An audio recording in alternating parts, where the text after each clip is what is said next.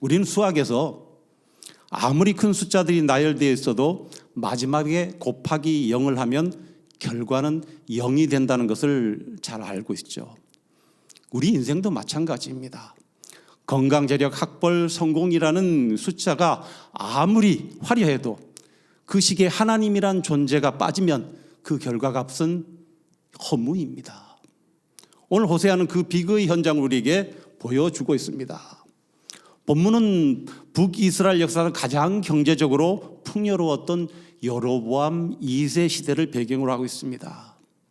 겉으로 보기에는 모든 것이 플러스인 시대인 것처럼 보였지만 하나님의 계산기도 두드려본 그들의 성적표는 0이었습니다. 호세아서의 서원 부분에 해당하는 1장부터 3장까지가 호세아 선지자의 그 눈물겨운 가정사를 통해 하나님의 아픈 마음을 보여주었다면 이제 4장부터는 그 개인적 아픔이 이스라엘이라는 민족 전체의 죄악에 대한 준엄한 심판의 메시지로 확장되고 있습니다. 오늘 하나님은 검사가 되어 자기 백성을 피고석에 앉히셨습니다. 약 2700년 전 북이스라엘을 향한 이 공소장이 2025년의 마지막 주일을 맞이한 우리 영혼을 비추는 거울이 되기를 소망합니다. 먼저 살펴볼 것은 1절에서 3절에 있어야 할 것이 없는 땅입니다. 본문 1절은 이렇게 시작합니다. 4장 1절 상반절에 이스라엘 자손들아 여호와의 말씀을 들으라. 여호와께서 이 땅 주민과 논쟁하시나니. 여기서 여호와의 말씀을 들으라의 듣다는 샤마이라는 히브리어고요. 이 단어의 명령형이 우리가 잘 아는 쉐마입니다. 우리는 신명기 6장 4절부터 9절까지 해서 하나님께서 출애굽한 이스라엘 백성들에게 가장 먼저 하신 말씀이 쉐마 이스라엘, 이스라엘아 들으라. 우리 하나님 여호와는 오직 유일한 여호와시니 너는 마음을 다하고 뜻을 다하고 힘을 다하여 내 하나님 여호와를 사랑하라.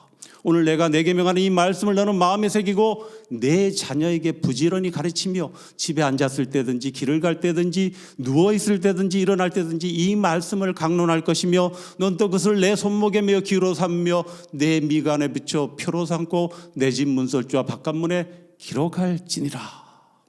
이렇게 이스라엘 백성들에게 일렀습니다. 오늘 본문에서도 역시 하나님이 원하시는 것은 하나님 말씀을 듣는 것이라고 말씀합니다. 히브리어에는 이 순종하다라는 단어가 별도로 없기 때문에 듣는 것이 바로 따르는 것, 순종하는 것으로 이해가 되고 있습니다. 이것은 단순히 귀로 듣는 것이 아니라 마음에 새기는 것을 의미하며 이 순종은 하나님을 위한 것이 아니라 바로 나 자신을 위한 것입니다. 즉 하나님의 말씀에 귀를 기울이는 것은 내가 하나님 앞에서 살기 위해서인 것입니다. 그런데 하나님께서는 이 땅 주민 즉 북이스라엘과 논쟁하시겠다고 말씀합니다. 여기서 논쟁이라고 번역된 히브리어 명사 리브는 단순한 말다툼이 아니라 법정에서 사용하는 소송, 공소사건을 의미합니다. 지금 하나님은 검사가 되어서 자기 백성을 피고석에 앉혀두고 공소장을 낭독하고 계신 것입니다. 천지를 창조하신 하나님이 왜 당신의 백성을 고소해야만 했을까요? 하나님께서 제기하신 공소 내용은 부재, 즉 없어진 것, 마땅히 있어야 할 것이 사라졌다는 것을 말씀합니다. 4장 1절 하반절에 이 땅에는 진실도 없고 인애도 없고 하나님을 아는 지식도 없고. 먼저 에메트, 히브리어로 에메트라고 하는 진실이 없다는 것입니다. 히브리어 에메트는 하나님의 속성으로 말과 행동의 진리, 신실함, 확고함을 뜻하는 단어입니다. 즉 기초가 튼튼하여 흔들리지 않는 상태를 말하는 것이죠. 그런데 이것이 없다는 것은 하나님과 맺은 언약의 내용에 충실하지 않은 이스라엘의 범죄를 지적하고 있는 것입니다. 이스라엘 사회는 서로 믿을 수 없는 사회가 되었습니다. 그들의 약속은 깨어지기 위해 존재하고 말에는 무게가 실리지 않았습니다. 두 번째로는 헤세드, 인애가 없다고 하십니다. 호세아서의 핵심 단어인 헤세드는 언약에 기초한 변함없는 사랑이며 자격 없는 인간에게 베푸시는 하나님의 긍휼입니다. 그런데 이스라엘 안에는 이 헤세드가 메말랐다는 것입니다. 강자는 약자를 짓밟고 이웃을 향한 따뜻한 시선은 사라졌습니다. 그리고 세 번째로 하나님께서는 다트, 하나님을 아는 지식이 없다고 말씀하십니다. 여기서 히브리어 다트는 직접적이고 구체적인 경험에서 얻는, 즉 히브리어 야다를 통해 얻게 되는 체험적 지식, 지혜를 말하는 것이고, 이것은 하나님과의 교제를 통해 이루어지는 것입니다. 그런데 이스라엘에 하나님에 대한 다트 지식이 없다는 것은 그들이 하나님을 배반하고 거짓 신들을 섬기고 있음을 지적하는 것입니다. 그들에게 하나님에 대한 정보는 있었을지 모르지만 하나님과의 그 인격적인 사귐은 잃어버렸음을 하나님 말씀합니다. 진실도 없고 인애도 없고 하나님을 아는 지식도 없고라고 세 번이나 없고라는 히브리어 부사 아인을 반복해서 사용한 것도 그들이 하나님을 영화롭게도 하지 않았고 감사하지도 않았다는 것을 강조하여 말씀한 것입니다. 우리는 사도 바울 역시 로마서 1장에서 인간은 하나님이 만드신 만물을 통해 눈에 보이지 않는 하나님을 알 수 있었지만 하나님을 영화롭게도 하지 않았으며 감사하지도 않았다고 말씀합니다. 로마서 1장 21절에 하나님을 알되 하나님을 영화롭게도 아니하며 감사하지도 아니하며 오히려 그 생각에 허망하여지며 미련한 마음이 어두워졌나니. 더군다나 북이스라엘은 사랑과 진실을 도외시하였습니다. 북이스라엘 백성들이 하나님 말씀을 외면하자 있어야 할 것은 없게 되고 없어야 할 것은 있게 되는 상황이 펼쳐진 것입니다. 4장 2절에 오직 저주와 속임과 살인과 도둑질과 간음뿐이요 포악하여 피가 피를 뒤음이라. 여기서 저주와 속임은 우리 10계명 중에 제9계명을, 살인은 제6계명을, 도둑질은 제8계명을, 간음은 제7계명을 각각 어긴 것입니다. 그리고 원문에서 이 죄악들, 즉 저주, 속임, 살인, 도둑질, 간음을 히브리어 명사로 표기하지 않고 칼 동사 절대형, 조금 어렵지만 영어로 얘기하자면 to 부정사로 사용해서 쓰인 것은 타락과 죄악의 현실을 생생하며 적나라하게 강조하여 나타내고 있는 것입니다. 또한 이런 죄들로 인해 피가 피를 뒤음이라 해서 뒤음이라, 그칠 새가 없다라는 이 히브리어 나가라는 이 동사는 완료형 시제를 취하고 있는데, 이것은 그때 그 과거에도 그랬고 지금도 계속해서 뒤이웃고 있다는 말씀을 하는 것입니다. 죄가 즉 꼬리에 꼬리를 무는 악순환을 묘사하는 것이죠. 이렇게 되자 뒤따르는 결과를 다음과 같이 말씀합니다. 3절에 그러므로 이 땅이 슬퍼하며 거기 사는 자와 들짐승과 공중에 나는 새가 다 쇠잔할 것이요 바다의 고기도 없어지리라. 하나님께서 창조하신 땅이 슬퍼하며 그 땅에 충만하고 번성하라는 명을 받은 동물들과 바다의 물고기들이 쇠잔하고 없어진다는 것입니다. 이 말씀은 우리의 삶 역시 꽉 찬 일상 같지만 진실, 인애, 하나님을 아는 지식이 없을 때 우리의 영혼은 텅 비어간다고 말씀하는 것이죠. 세상은 이 세 가지의 본질이 빠진 자리를 저주, 속임수, 살인, 도둑질로 채웠습니다. 또한 이 말씀은 우리의 스펙, 자산, 정보는 넘쳐나지만 정작 어떻게 살아야 하는가에 대한 답이 없는 현대인의 풍력 속의 빈곤을 지적하고 있습니다. 그렇다면 우리는 무엇으로 우리의 시간을 채우고 있는가?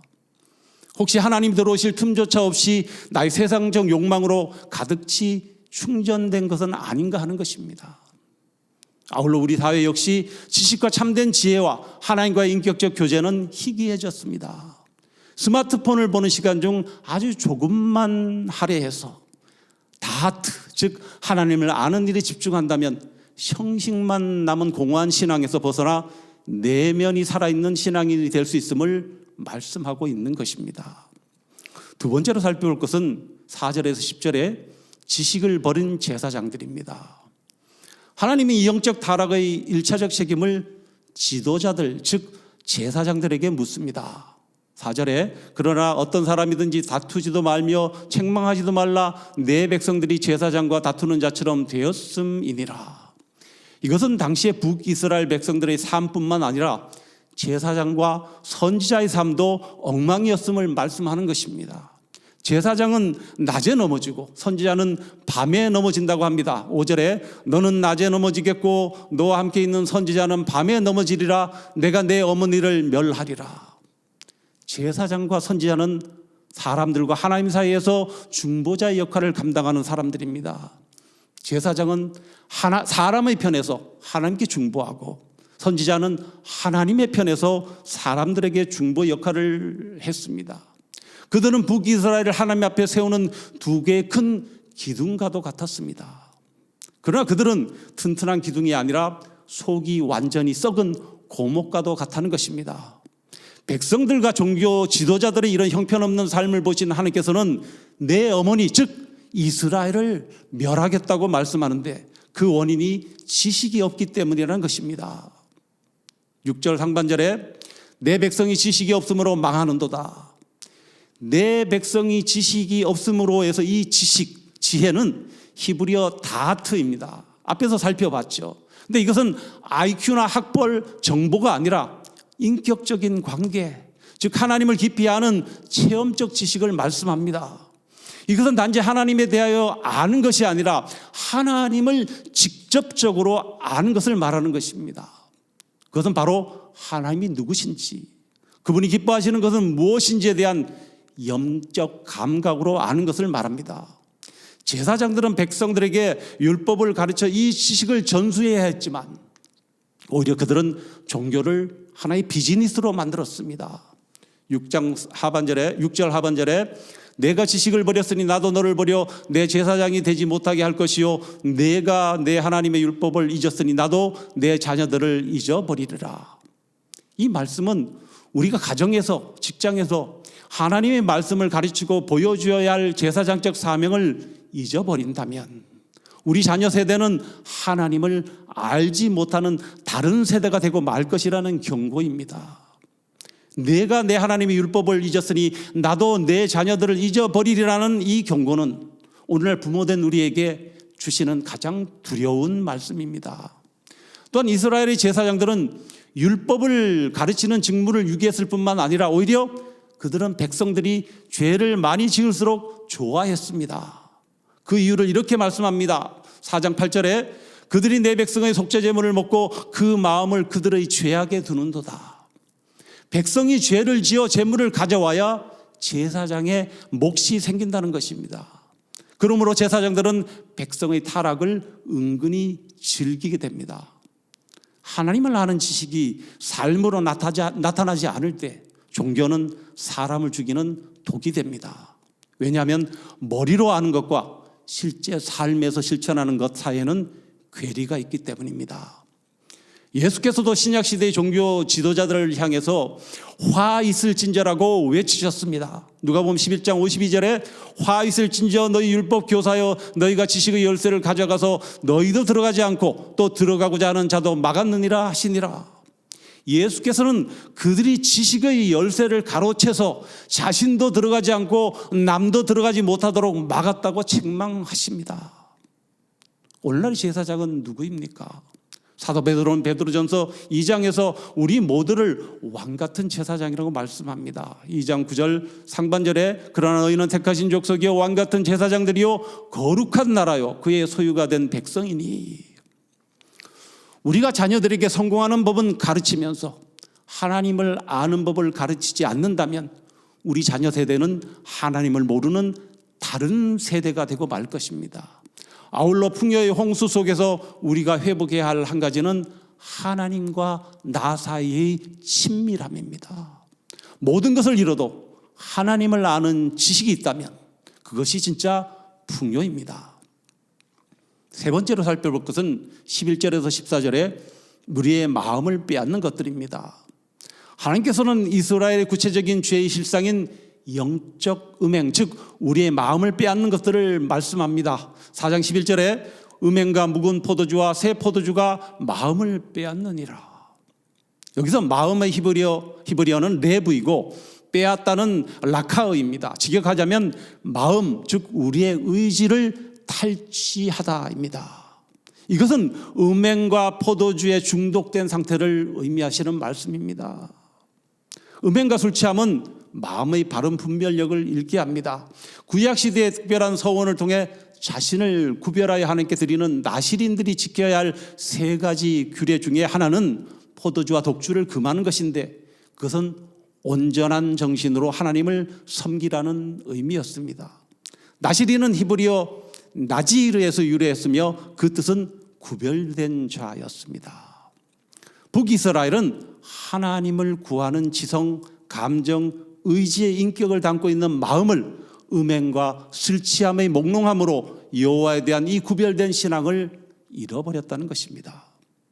이것은 구체적인 의미에서 여호와의 계명에 복종하는 것을 거부하고 계약을 파기함으로 여호와를 버리게 되었음을 뜻하는 것입니다. 즉 이스라엘은 풍요를 주는 신으로 믿는 바알에게 마음을 탈취당한 것입니다. 그들은 나무 막대기에게 묻고 산꼭대기에서 제사 지내며 음행했습니다. 하나님에 대해 기가 막힌 처벌을 내리시고 있죠. 14절에 너희 딸들이 음행하며 너희 며느리들이 간염하여도 내가 벌하지 아니하리라. 심판 중에 가장 무서운 것은 하나님께서 내버려 두시는 것, 방관하시는 것입니다. 로마서 1장에서도 하나님은 타락한 인간들을 내버려 두셨다고 말씀합니다. 1장 24절에 로마서 1장 24절 그러므로 하나님께서 그들을 마음의 정욕대로 더러움에 내버려 두사 그들의 몸을 서로 욕되게 하게 하셨으니, 죄를 지어도 징계가 없다면 그것은 하나님이 포기하셨다는 신호일 수 있는 것이죠. 하나님을 아는 지식이라는 등불이 꺼진 이스라엘은 이 폭풍우 속에서 방향을 잃은 배와 같으며, 징계가 없는 상태는 등대불이 꺼진 바다에 방치된 상태와 같았습니다. 마지막으로 15절에서 19절에 하나님의 집, 죄악의 집입니다. 이 마지막 단락은 북이스라엘의 멸망을 지켜보는 남유다를 향한 경고장입니다. 15절에 이스라엘아 너는 음행하여도 유다는 죄를 범하지 못하게 할 것이라. 너희는 길갈로 가지 말며 베다웬으로 올라가지 말며 여호와의 사심을 두고 맹세하지 말지어다. 하나님께서는 이스라엘은 행음하여도 유다는 죄를 범하지 말아야 할 것이라고 말씀합니다. 북이스라엘은 이미 타락하여 구제불능이 되었지만 유다는 그들과 같이 우상숭배의 죄에 빠지지 말 것을 경계하시는 말씀입니다. 이는 하나님께서 북이스라엘보다는 유다에 대해 더 많은 관심과 사랑을 갖고 계심을 보여주시는 것이며, 다윗 왕에게 주신 언약을 통해 그 나라와 통치권을 영원히 견고히 하시겠다고 약속하신 것을 일깨우시는 것입니다. 그리고 하나님께서 유다 왕국이 언약의 정통성을 잇는 백성으로 순결을 유지하며 남아주기를 원하셨던 이런 바람은 바로 그들을 통해서 보내실 메시아를 예언하시는 것입니다. 이를 위해 하나님께서는 이 유다 족속에게 3가지를 하지 말라고 말씀합니다. 먼저 길갈로 올라가지 말라고 말씀하십니다. 길갈은 굴러가다라는 뜻을 가진 단어인데, 이스라엘 자손들이 출애굽 후에 요단강을 건너서 처음 진을 쳤던 여리고 땅 동편의 그곳에서 할례를 베풀고 유월절을 지킨 은혜의 기념비가 있는 곳입니다. 그래서 여기를 애굽의 수치가 다 굴러가고 사라지게 하셨다는 의미를 지닌 길갈이라는 이름으로 불렀습니다. 이런 곳이 호세아 당시에는 우상숭배의 도시가 되었기 때문에 올라가지 말라고 하셨습니다. 또 하나는 베다웬으로 올라가지 말라고 하십니다. 이 베다웬은 호세아가 베델을 빚고 와서 부른 지명입니다. 베델은 히브리어로 하나님의 집이라는 뜻인데, 그 이름을 갖게 된 결정적인 계기가 우리가 잘 아는 창세기 28장에 기록되어 있습니다. 야곱이 형 에서를 속여 장자권을 가로챈 후에 에서를 피해 하란으로 도망치던 중에 한 곳에 돌을 베개 삼아 잠이 듭니다. 돌을 베개 삼아 잠이 듭니다. 꿈에 하늘까지 닿은 사다리 위로 천사들이 오르락내리락 하는 것을 보고 그곳에 계신 하나님의 약속을 듣게 되는데, 잠에서 깬 야곱이 여기가 다름 아닌 하나님의 집이요 하늘의 문이로다라고 고백하며 그곳 이름을 루스에서 베델로 바꾸게 되죠. 또한 창세기 12장 8절에서 야곱의 할아버지인 아브라함이 가나안 땅에 들어와 처음으로 제단을 쌓고 하나님의 이름을 부른 것 중 하나도 바로 베델과 아이 사이라고 성경은 말합니다. 이처럼 베델은 대를 이어 하나님을 만나는 예배의 처소라는 상징성을 갖고 있습니다. 그러나 분열 왕국 시대에 북이스라엘 왕 여로보암이 예루살렘으로 가는 백성들을 막기 위해 이곳에 금송아지 우상을 세웠고 이때부터 우상 숭배의 중심지로 타락하게 된 곳입니다. 그런데 본문에서 호세아는 이곳을 벳아웬, 즉 허무의 집, 죄악의 집이라고 부르고 있습니다. 우리 역시 겉으로는 크리스천 가정, 선한 이웃교회라는 간판을 달고 있지만 정작 그 안에서 하나님을 아는 다트, 즉 지식이 사라지고 세상의 성공만 쫓고 있다면 그것이 바로 벳아웬입니다. 다시 말해서 아무리 거룩한 이름을 가진 교회라 할지라도 또한 우리의 몸이 하나님이 거룩한 성전이라 할지라도 그 안에 하나님을 아는 지식이 없고 세상의 풍요함을 추구하는 마음이 가득하다면 그것은 허무의 집일 뿐이라는 것입니다. 아울러 여호와의 사심을 두고 맹세하지 말라는 것은 북이스라엘 백성들이 하나님을 경외하는 척하며 맹세하지만 실제로는 거짓을 행하고 있다는 것입니다. 이는 겉모습만 번지르하고 속은 썩어 있는 이스라엘의 위선을 지적하는 것입니다. 진정으로 하나님의 마음을 안다면 그분의 이름으로 헛된 맹세를 하거나 거짓을 행하지 않고 삶의 모든 영역에서 진실하고 성실해야 함을 말씀하시는 것입니다. 하나님이 결론적으로 이스라엘을 완강한 암소 같다고 하셨습니다. 16절에 이스라엘은 완강한 암소처럼 완강하니 이제 여호와께서 어린 양을 넓은 들에서 먹인같이 그들을 먹이시겠느냐. 이것은 이스라엘의 목자가 인도에도 제 고집대로 가려는 암소와 같다는 것입니다. 또한 에브라함이 우상과 연합했으니 버려두라고 말씀합니다. 북이스라엘을 에브라임이라고 말한 것은 북이스라엘의 초대왕 여로보암이 에브라임 지파 출신이기 때문입니다.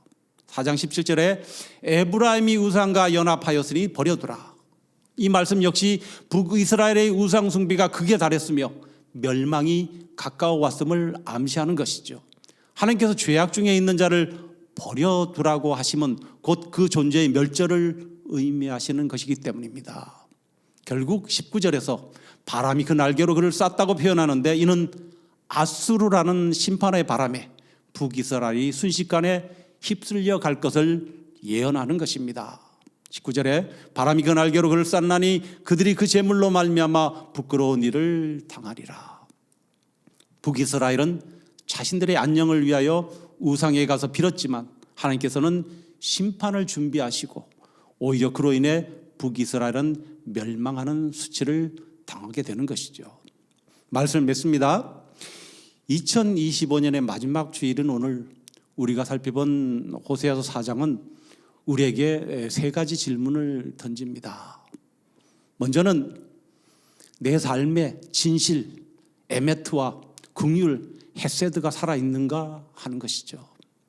기독교는 단순히 교리를 믿는 종교가 아니라 하나님의 말씀이 내 성품이 되어 나타나는 삶입니다. 우리 마음속에 있는 신실함과 긍휼이 우리 삶에서도 드러나야 하는 것이죠. 두 번째로는 나는 하나님을 알기 위한 지식, 즉 다트를 쌓고 있는가 하는 것입니다. 성경 공부를 하는 것이 하나님과 친밀한 것과는 다를 수 있습니다. 이는 우리가 매일 하나님과 대화하기 위해 하나님의 마음을 흡족해 해드리기 위한 어떤 고민과 노력을 하는지를 돌아보게 합니다. 세 번째로는 내 마음을 빼앗고 있는 것이 있다면 그 우상은 무엇인가 하는 것입니다. 학자들은 현대판 바알을 물질, 성공, 인정 욕구라고 합니다. 이것들이 내 마음을 탈취하지 못하도록 우리는 깨어 있어야 한다는 것이죠. 모든 것이 풍요로운데 하나님만 빠져 있다면 그것은 이미 하나님의 심판이 시작된 상태일 수 있습니다. 그러나 하나님께서는 우리의 그 텅 빈 자리에 다시 당신을 채우길 원하십니다. 하나님 우리를 법정에 세우시는 검사이기도 하지만 동시에 우리를 위해 자기 아들을 내어주신 사랑의 아버지이십니다. 우리 삶의 고단함 속에서 우리가 쌓아올린 것들이 혹시 곱하기 0이 되지 않는지 되돌아보면서 올해 마지막 주일에 우리가 버려야 할 것은 하나님보다 더 커져 있는 풍요이며 내년으로 함께 가져가야 할 것은 하나님을 아는 지식임을 깨닫게 됩니다. 이 깨달음이 우리 삶에서 모든 어둠을 몰아내고 새해에는 하나님을 아는 지식으로 더욱 풍성한 삶이 되시기를 간절히 소원합니다.